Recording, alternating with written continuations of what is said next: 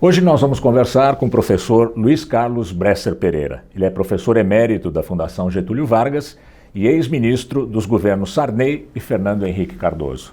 Professor, muito obrigado por estar aqui no Planeta Azul. Grande prazer estar aqui.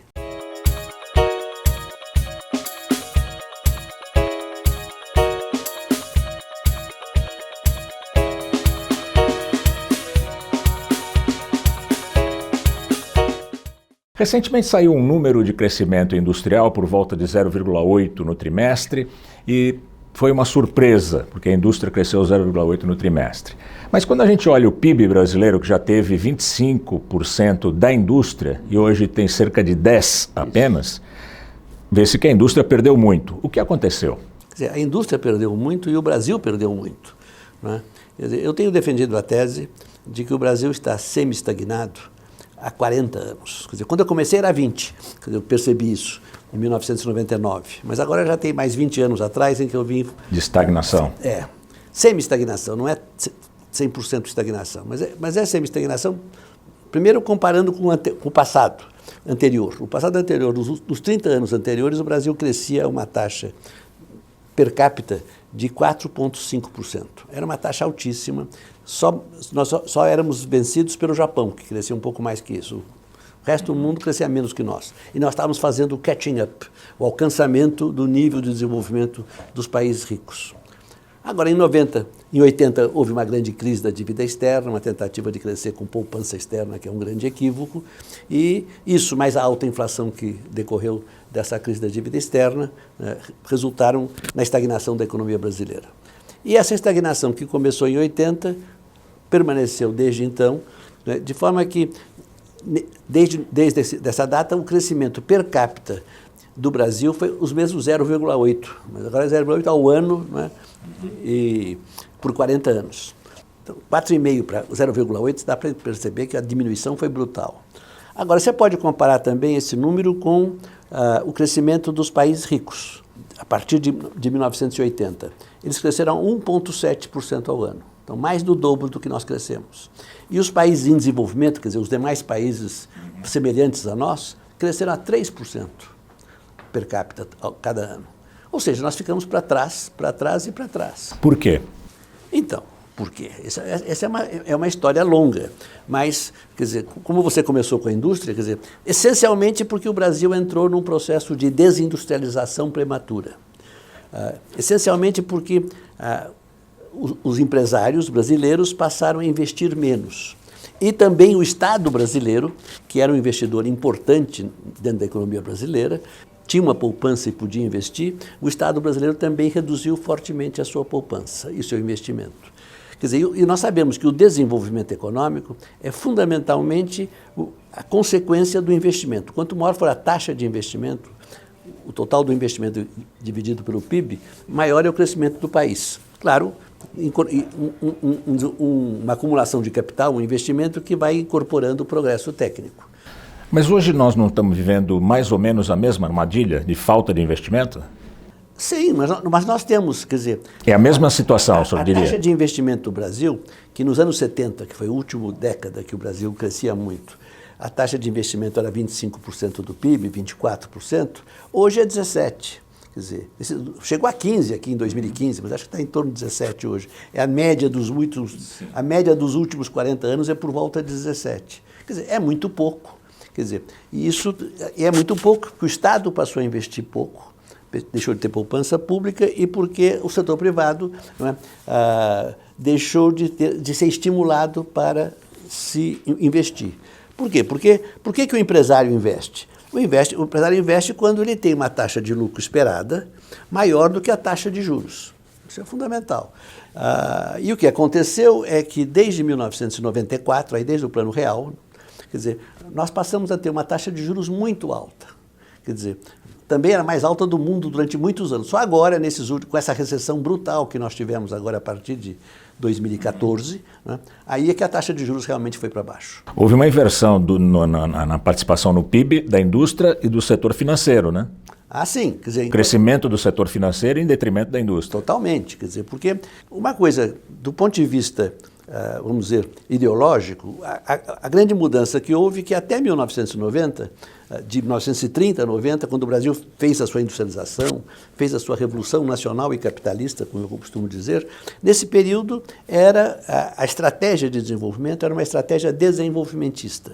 Havia uma intervenção moderada do Estado na economia, né, que era fundamental, e havia política industrial, portanto, havia a preocupação com que a taxa de câmbio fosse competitiva, quer dizer, e o próprio Estado fazia 20% mais ou menos do investimento total, diretamente ou através de empresas estatais. Então isso caminhou muito bem. A partir de 90, nós deixamos de ter uma política desenvolvimentista, uma política que permitisse que o Estado investisse mais e que permitisse que o setor privado estivesse estimulado a investir mais na indústria. E com isso, então, é impossível ter crescimento. E como é que o senhor analisa hoje a questão econômica no Brasil? Então, a questão hoje... Novamente o neoliberalismo mandando. Nós continuamos nesse... Continuamos na mesma história. Quer dizer, e o que aconteceu foi, agora, em 2015, foi um aprofundamento grave disso, porque o Collor, em 90, ele deu uma virada, porque ele fez abertura comercial e abertura financeira. Quer dizer, uma coisa que é muito importante entender é que no Brasil existe uma coisa chamada doença holandesa, que é o que é? É uma apreciação da taxa de câmbio de longo prazo causada pelo fato de que o país exporta commodities e essas commodities podem ser exportadas com lucro a uma taxa de câmbio bem mais apreciada do que a indústria precisa. Então, quer dizer, o mercado determina a taxa de câmbio das commodities, para as commodities. Que a indústria fica sem taxa de câmbio, perde competitividade. Isso por quê? Porque o setor agropecuário tem mais poder político que o setor industrial? Não, é uma questão... Por que se faz isso? Não, é uma questão meramente tecnológica.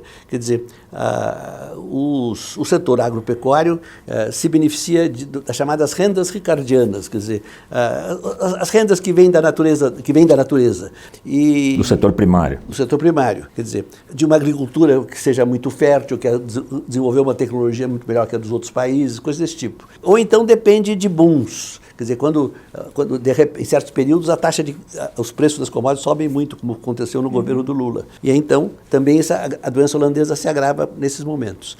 Quer dizer, então, é isso que faz com que haja esses dois equilíbrios. A taxa de câmbio que é boa para a indústria é uma taxa de câmbio mais depreciada do que a taxa de câmbio que é boa para a agricultura e os minérios, o minério de ferro. Há uma oposição... Eu diria que mais ou menos seria o seguinte, em termos práticos. A taxa de câmbio que é boa para a indústria devia ser, numa situação normal, que é boa para a agricultura, e o minério de ferro é 3,50 mais ou menos. E a que é boa para a indústria é 4, é o que nós temos atualmente. Sim. Quer dizer, hoje nós não temos doença holandesa nesse momento. Mas também não temos indústria. Mas também não temos indústria, porque acontece que essa taxa de câmbio não voltou, teve uma crise financeira em 2014. E aí, quando tem a crise financeira, nessa teoria que eu desenvolvi, chamada novo desenvolvimentismo, é uma teoria que eu venho desenvolvendo há 20 anos, quando há uma crise financeira, então há uma depreciação grande. Mas depois a taxa de câmbio volta a se apreciar até chegar no nível que é bom para as commodities e aí a indústria fica a ver navios. Né? Volta. Quer dizer, volta. Agora, dessa vez a taxa de câmbio não voltou a se apreciar. Por quê? Porque as pessoas não sentem nenhuma confiança, não só as pessoas brasileiras, mas também os estrangeiros diminuíram seus investimentos no Brasil, porque não tem segurança em relação a esse governo. Não é? Então, ninguém está colocando dinheiro no Brasil, a taxa de câmbio se deprecia. Mas aí a própria indústria não tem coragem também. Por quanto tempo dura essa taxa de câmbio nesse nível? Não sabe, né? Então, com esses problemas, você tinha que enfrentar esses problemas. Seria só a correção da taxa de câmbio suficiente? Quer dizer, veja que não é, porque por acaso o mercado corrigiu a taxa de câmbio. Eu acho que não se sustenta isso. É preciso que o governo garanta e que tomará todas as medidas necessárias para que a taxa de câmbio gire em torno de R$4 por dólar, que aí seria um bom nível. Se ele tiver esse compromisso com a indústria, aí sim ele vai... Segundo, ele precisa, não é, ter como meta ter um superávit em conta corrente. Quer dizer, ele não pode deixar entrando capital, não é, porque isso, ao invés de estimular o desenvolvimento econômico do Brasil, isso agrava a situação econômica. Então isso é uma coisa muito... Excesso de capital O excesso estrangeiro. de capital vindo de para cá. Quer dizer, por quê? Porque quando começa a entrar o dinheiro, é o tal do crescimento com poupança externa. Era a solução que o Fernando Henrique deu para todos os problemas. E que o Lula continuou na mesma linha, não mudou nada, só que quem começou a política foi o Fernando Henrique. Crescimento com poupança externa. Ou seja, é crescimento com déficit em conta corrente. Déficit em conta corrente de forma que você precisa financiar esse déficit com poupança dos outros países, ou na forma de empréstimos ou na forma de investimentos das empresas multinacionais. Agora, quando você tem, então, a poupança externa, que é o déficit, quer dizer, e é financiado por capitais, isso significa que os capitais passam a entrar mais no país do que sair. Com isso, a taxa de câmbio se aprecia. A taxa de câmbio se apreciando, o que acontece? As empresas industriais deixam de ser competitivas, então elas não investem. Por outro lado, os trabalhadores, e o que é melhor ainda, os rentistas, aqueles que vivem de aluguéis, juros e dividendos, esses... O valor dos seus dividendos e dos seus juros e a sua riqueza valoriza-se. Então, é o paraíso do rentismo. É o paraíso do rentismo e é também o paraíso no curto prazo dos trabalhadores. Então, os populistas cambiais, que estão à direita e à esquerda, porque os populistas fiscais estão mais à esquerda do que à direita, mas os populistas cambiais estão dos dois lados e eu diria até mais para o lado da direita do que da esquerda. Por falar em populista fiscal, nós estamos agora começando a falar de uma reforma tributária, né? Acabando a reforma da Previdência, fala-se em reforma tributária. O que o senhor acha que vem por aí? Vem alguma coisa que vá proporcionar alguma distribuição de renda? Eu acho que não. Por enquanto não é esse o objetivo, pelo menos.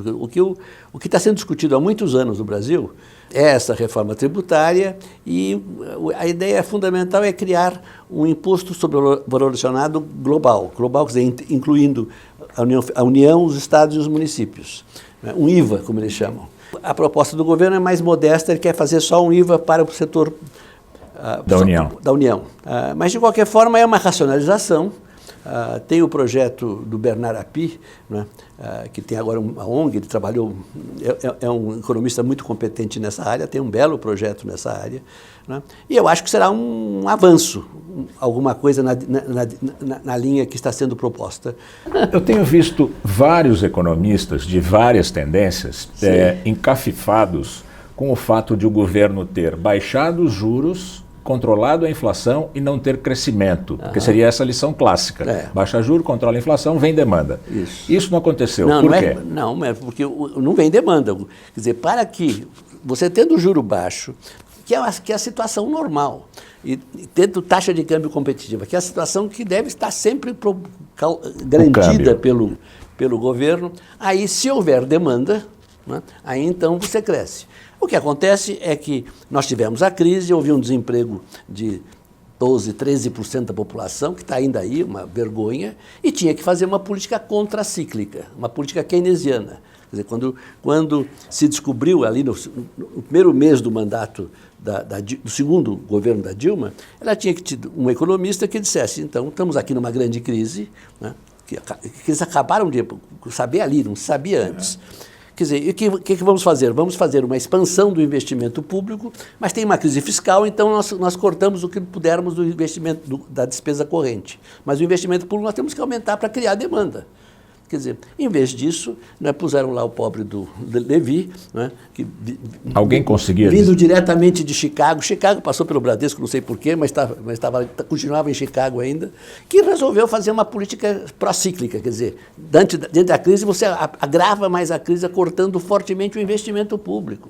Quer dizer, e desde então o governo não mexeu uma palha nesse sentido. Quer dizer, o governo não faz nenhuma política contracíclica.